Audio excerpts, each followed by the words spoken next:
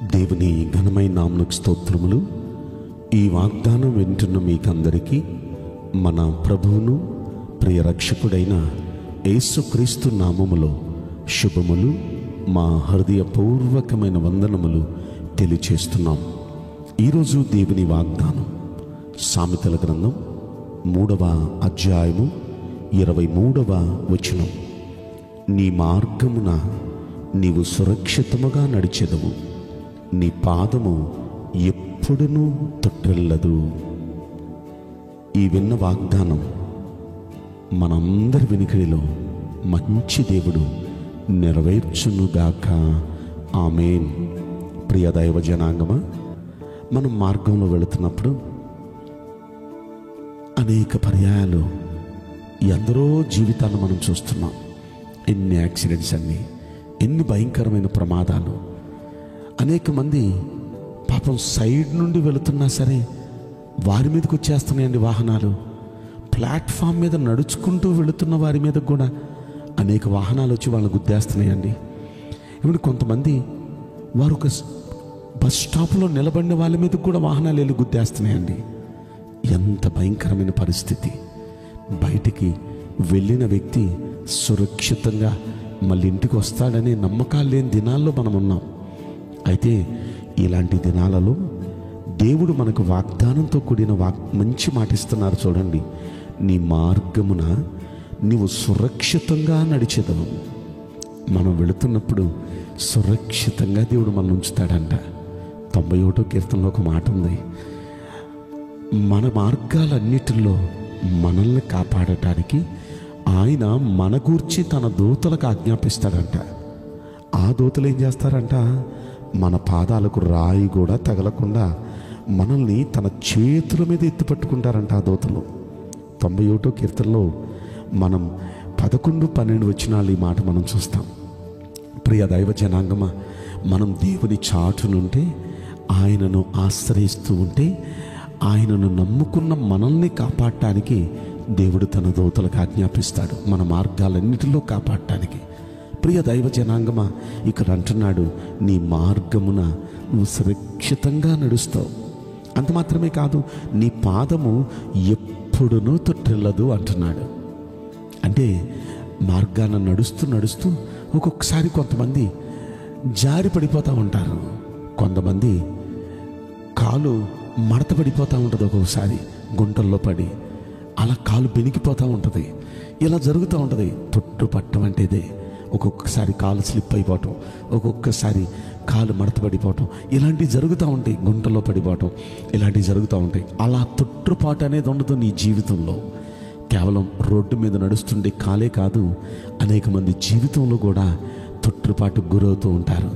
జీవితంలో కూడా అరే ఇలా జరిగిద్ది అనుకోలేదండి, ఇలా జరిగిద్ది అనుకుంటే అసలు నేను ఈ పని చేసేదాన్నే కాదు, ఇలా జరిగిద్ది అనుకుంటే నేను ఇలా మాట్లాడేవాడినే కాదు, పొరపాటు జరిగింది అంటే అదే తొట్టుపట్టం. అంటే ఇక మీదట నీ పాదం అంటే నీ జీవితం తొట్టుపడదు. జెంటిల్మ్యాన్గా ప్రశాంతంగా ఉంటాను. ఇలా జరగాలంటే మనం ఏం చేయాలి? పైన కొన్ని వచనాలు చెప్తున్నాడండి. 3వ అధ్యాయంలో 13వ వచనం అంటాడు, జ్ఞానం సంపాదించిన వాడు ధన్యుడు, వివేచన కలిగిన నరుడు ధన్యుడు అంటున్నాడు. అలా మనం నడిచేటప్పుడు మనం సురక్షితంగా నడవాలంటే, మన పాదం ఎప్పుడు తొట్టిల్లకుండా ఉండాలంటే, మన జీవితం ఎప్పుడు తొట్టిపడకుండా ఉండాలంటే జ్ఞానం, వివేకం సంపాదించుకోవాలి మనం. అది సంపాదించుకున్నవాడు ధన్యుడు. ఏమండి, అసలు జ్ఞానం దేనికంటే గొప్పది? ఆ తర్వాత వచ్చిన అంటాడు, వెండి కంటే గొప్పదది, అపరంజి కంటే గొప్పదది, పగడముల కంటే గొప్పదది. నీ ఇష్ట వస్తువులన్నీ ఒక ప్రక్కనేసిన ఏది ఆ జ్ఞానంతో సమానం కాదు. అయితే ఈ జ్ఞానం ఎంత గొప్పదంటే, జ్ఞానం ద్వారానే దేవుడు భూమిని స్థాపించాడు అని 19వ వచనంలో మనం చూస్తాం. ఆకాశ విశాలాన్ని స్థిరపరిచాడు, అగాధ జలాల్ని ప్రవహించేటట్టు చేశాడు, అలాగే మేఘాల నుండి మంచు బిందువులు కురిసేటట్టు చేశాడు. ఇలా సకల సృష్టిని జ్ఞానంతోనే దేవుడు చేశాడు. జ్ఞానం చాలా గొప్పది. మన ఇష్ట వస్తువులు ఏది దాంతో సమానం కాదు.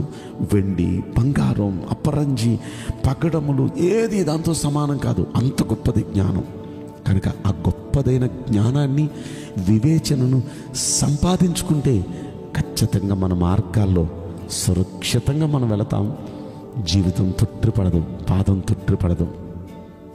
ఈ జ్ఞానం మన దగ్గర ఉంటే ఎలా ఉంటుందో 16వ వచనం కానులు చెప్తాడు చూడండి. జ్ఞానం ఎవరి దగ్గర ఉంటుందో వారి కుడి చేతిలో దీర్ఘాయువు ఉంటుంది. జ్ఞానం ఎవరి దగ్గర ఉంటుందో వారి ఎడమ చేతిలో ధనం, ఘనతలు ఉంటాయి. అంటే జ్ఞానం మన దగ్గర ఉంటే దీర్ఘాయువు ఉంటుంది. జ్ఞానం మన దగ్గర ఉంటే ధనం, ఘనతలు ఉంటాయి. ఆ కింద 18వ వచనంలో అంటాడు, దాన్ని పట్టుకున్న వారంతా ధన్యులు. అంటే జ్ఞానాన్ని సంపాదించుకున్న వారంతా, వివేకం కలిగిన వారంతా ధన్యులు. అది పట్టుకున్న వారంతా ధన్యులు అంటే అది కలిగి ఉన్నవారు నిజంగా ధన్యులు. అందుకే అంటాడు 21వ వచనంలో, నా కుమారుడా, లెస్సైన జ్ఞానం, వివేకం భద్రం చేసుకో అంటున్నాడు. జ్ఞానం సంపాదించడం ఎంత ప్రాముఖ్యమో దాన్ని భద్రంగా కాపాడుకోవడం అంత ప్రాముఖ్యం. కనుక జ్ఞానం సంపాదిద్దాం. అన్నిటికన్నా ప్రాముఖ్యంగా మీలో ఎవరికైనా జ్ఞానం కొద్దుగా ఉందా? అయితే అతడు దేవుణ్ణి అడగాలి. అడిగే వాళ్ళు ఏమాత్రం సందేహించకుండా అడిగితే ఖచ్చితంగా దేవుడు వాళ్ళకి సమృద్ధిగా దేవుడు అనుగ్రహిస్తాడు. కాబట్టి జ్ఞానం కావాలని అడుగుదాం. జ్ఞానం ద్వారానే మనం వీటన్నిటినీ సంపాదించుకుంటాం. అంత మాత్రమే కాదు, జ్ఞానం కలిగిన వాడు నడుచున్నప్పుడు ఆ జీవితం ఎప్పుడు తొట్టుపడదు. అంత మాత్రమే కాదు, సురక్షితంగా వెళతాడు, సురక్షితంగా వస్తాడు. కాబట్టి జ్ఞానం సంపాదించుకునే తాపత్రయం చేస్తూ మనం ప్రార్థన చేద్దాం. దేవుడు వింటున్న మనందరి జీవితంలో ఈ వాగ్దానం నెరవేర్చునుగాక. ఆమేన్. నేను మీకోసం ప్రార్థన చేయబోతున్నాను. పరిశుద్ధుడా, ప్రేమగల యేసురాజా, మీ పరిశుద్ధ బంగారు పవిత్రమైన నామమునకు నిండు మనసుతో కోట్ల కొలదిగా స్తుతులు, స్తోత్రములు, వందనాలు చెల్లిస్తున్నాం. నీ ప్రజల మార్గములన్నిటిలో నీ సన్నిధి వారికి తోడుగా ఉంచి దయచేసి వారిని కాపాడి భద్రపరచండి. అంత మాత్రమే కాదు, జీవితంలో తొట్టుపాటు అనేది ఎన్నడూ రాకుండా నీ బిడ్డల్ని మీరు కాపాడండి ప్రభువా. జ్ఞానం, వివేకం ప్రతి వ్యక్తికి మీరు అనుగ్రహించి బలపరచమని ఈ కొద్ది మనవులు నజరుడైన యేసుక్రీస్తు ప్రశస్తమైన నామములో మిక్కిలి వినయముతో ప్రార్థించి బ్రతిమలాడి వేడుకుంటున్నాం ప్రియ పరలోకపు తండ్రి.